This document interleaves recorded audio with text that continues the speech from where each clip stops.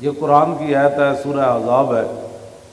ان اللہ و ملائکتہ یصلون علی النبی یا ایھا الذین آمنوا صلوا علیہ وسلموا تسلیما ان الذین یؤذون اللہ۔ یہ جو آیت ہے اس کے بعد پھر یہ آیت ہے۔ درود و سلام کی آیت سن کر لوگ خوش ہوتے ہیں، تو اس آیت کے ترجمے پر لوگ کیوں پریشان ہوتے ہیں؟ یہ تو دونوں ملی ہوئی آیتیں ہیں۔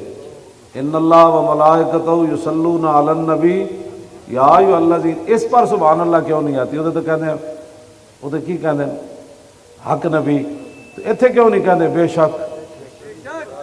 اس لیے کہ اقبال کہنا ہے بدل دیا رخ مشرق کو تو نے اے مغرب، تیری ہوا سے بچائے خدا زمانے کو۔ اس لیے کہ وہاں سے دن رات تربیت یہ ہو رہی ہے کہ بہتر ہے کہ ان شیروں کو سکھا دے رمے آؤ، بہتر ہے کہ ان شیروں کو سکھا دے رمے آہو، اور باقی نہ رہے شیر کی شیری کا فسانہ، اور کرتے ہیں غلاموں کو غلامی پہ رضامند، اور تعویل مسائل کو بناتے ہیں بہانہ۔ یہ امام تقی الدین سبکی ہیں جنہوں نے، میں صرف اس کے اندر جو آپ نے بات شروع کی ہے نا وہاں سے میں آپ کے سامنے، یہ پوری کتاب ہے اور اس کے تقریباً عربی میں ہے، اس کے تقریباً 750 کے قریب صفحات ہیں۔ اس کے اندر آپ نے جو ایک بات کی ہے نا، میں نے صرف اس لیے منگائی ہے کہ ساتھ بھی لایا ہوں، وہ آپ کو سمجھ آ جائے تو پھر میرے لیے بھی کامیابی اور آپ کے لیے بھی۔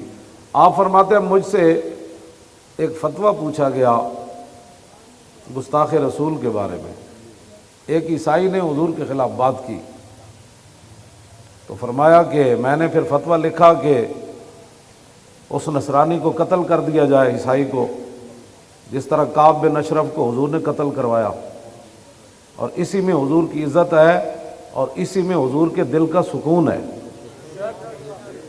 انہوں نے لکھا کہ من ولوغ ھذا الکلب، اس کتے کے بھونکنے سے جو رسول اللہ کو تکلیف ہوئی ہے، اس کتے کا علاج یہ ہے کہ اس کو قتل کر دیا جائے۔ عیسائی نے حضور کے خلاف بات کی۔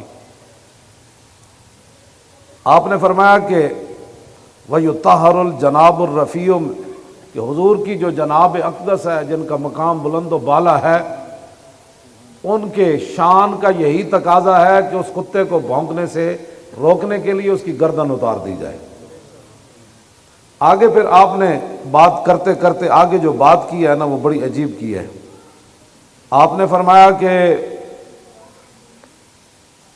لا تقبل توبتہ، گستاخ رسول کی کبھی بھی توبہ قبول نہیں ہوگی۔ آگے فرمایا وَحُقَّ علیہ وعلی غیری من آل العلم القیام فی ذالک وتبیین الحق فیہ فإن فیہ نصرۃ للنبی صلی اللہ علیہ وسلم۔ فرمایا میرے تے بھی اتنا ہی حق ہے جتنا باقی مولویوں تے حق ہے کہ وہ حضور کی عزت آبرو کے لیے کھڑے ہو جائیں اور حق لوگوں کے سامنے بیان کرے۔ اور آگے فرمایا کہ اسی میں حضور کی مدد ہے۔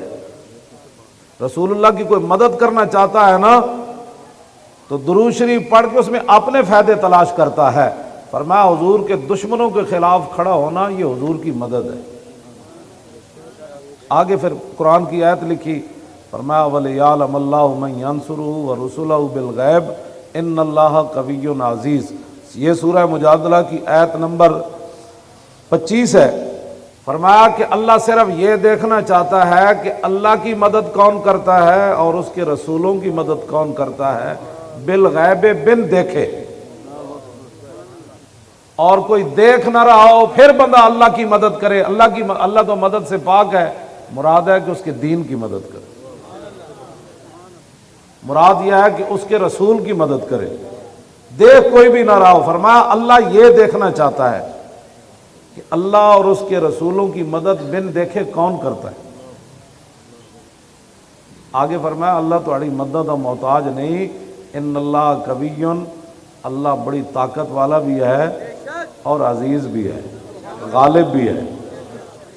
آگے امام نے کیا لکھا، وَلَيْسَ لِي قُدْرَةٌ أَنْ أَنْتَقِمَ بِيَدِي مِنْ هَذَا الصَّابِّ الْمَلْعُونِ۔ فرمایا جب میرے پاس فتویٰ آیا تو وہ دوسرے ملک میں رہتا تھا ملعون، اور میں طاقت نہیں رکھتا تھا کہ اپنے ہاتھ سے اس کو قتل کروں۔ یہ مولوی ہے، یہ مولوی اور یہ پیر ہے، نہ ان سے بڑا کوئی پیر ہے نہ ان سے بڑا کوئی مولوی ہے۔ فرمایا میں طاقت نہیں رکھتا تھا اس ملعون گستاخ رسول کو قتل کرنے کی۔ آگے ذرا کان کھول کر سننا ہے، جو کہتے ہیں ہمیں دل سے بڑا درد ہوا امام نے کیا بات کی ہے۔ آگے فرمایا کہ واللہ یعلم ان قلبی کارہ منکر، فرمایا اللہ جانتا ہے کہ میرا دل بڑا رنجیدہ ہے۔ جب سے میں نے سنا کہ اس نے حضور کے بارے میں بات کی ہے میرا دل بڑا پریشان ہے۔ یہ جو لفظ ہے نا، سونا کا پانی بھی ہونا تو اس کا حق ادا نہیں کر سکتے۔ فرمایا ولیکن لا یکفی الانکار بالقلب ہاؤنا، فرمایا حضور کا مقام ایسا ہے کہ جب یہاں کوئی بات کر دے تو پھر دل پریشان ہونے سے بارگاہ رسالت میں یہ بات کافی نہیں ہوتی، بلکہ ہاتھ سے یا زبان سے یا قلم سے اس کا جب تک رد نہ کرے۔ یہ رسول اللہ کا غلام نے یہ بات، وہاں صرف دل سے بات نہیں چلتی، میرا دل بڑا پریشان ہے۔ تو آگے کیا لکھا؟ فَأُجَاهِدُ بِمَا أَقْدِرُ عَلَيْهِ مِنَ اللِّسَانِ وَالْقَلَمِ، آپ نے فرمایا پھر جو میرے پاس ہے، ہاتھ تو میرا وہاں تک پہنچا نہیں، اللہ نے مجھے قلم دیا تو میں نے حضور کی عزت پر یہ اتنی موٹی کتاب لکھی۔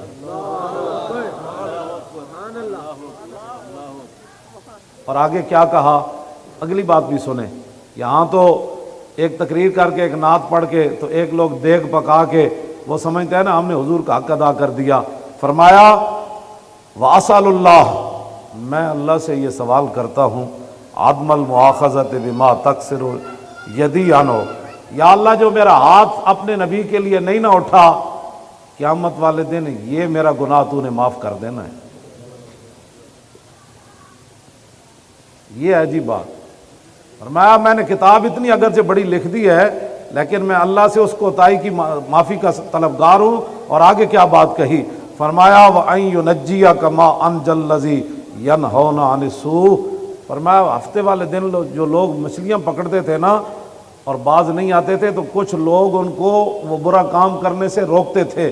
فرماتے ہیں مجھے اللہ سے امید ہے کہ جس طرح اللہ نے ان کو بخش دیا نا، بھئی تم منع تو کرتے تھے باقیوں کو بندر بنا دیا، تو فرمایا قیامت والے دن جس طرح اللہ ان کو بخش دے گا نا، مجھے امید ہے کہ میں نے اپنے قلم سے حضور کی عزت پر اتنی بڑی کتاب لکھی، اللہ مجھے بھی بخش دے گا۔ اتنی بڑی کتاب اس کے اندر انہوں نے لکھی، یہ بات امام تقی الدین سبکی نے۔ آپ اپنے سینوں کو گندگیوں سے پاک کریں اور جب رسول اللہ کی بات آئے تو ادھر ادھر نہ دیکھیں۔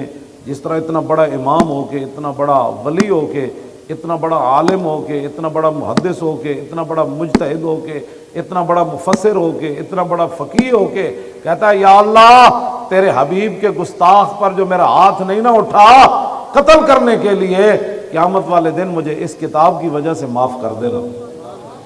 اور جو گستاخوں کے ساتھ کھڑے ہیں وہ بتائیں ان کا حشر کیا ہوگا۔